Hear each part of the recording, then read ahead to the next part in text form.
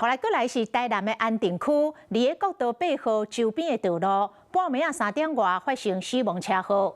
當時有一台疑似是改裝的轎車，甲一台箱仔貨車弄一個並車，貨車頂的人員當場劈出去死亡，然後改裝轎車失控，飛過道邊的分隔島，一路向前衝，一直到弄到中央分隔島才停落來。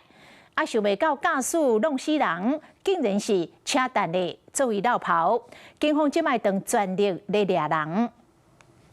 警消接到通報，趕到車禍現場，一行人甲時間的比賽，因為貨車駕駛被害出車外，真危險。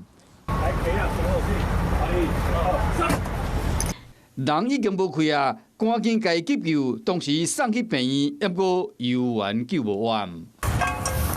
貨車弄一個倒癱瘓的規台車，袂輸歹鐵啊共款，邊的物件落甲滿世界，吊車到現場將車吊離開。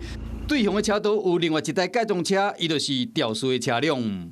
黑色轎車車頭攏歹去，安全氣囊嘛崩潰，驗過駕駛找無人。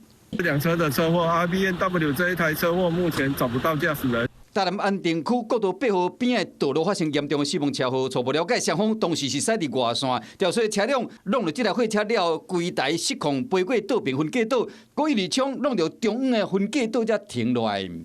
目測男性，大約50歲，人眼已經噴出來外面，然後呈現我看。貨車駕駛敢若是袂曉個攤商，趁透早要出門補貨，想不到拄到死劫。自小客貨車翻覆駕駛人死亡，自小客車汽車逃逸。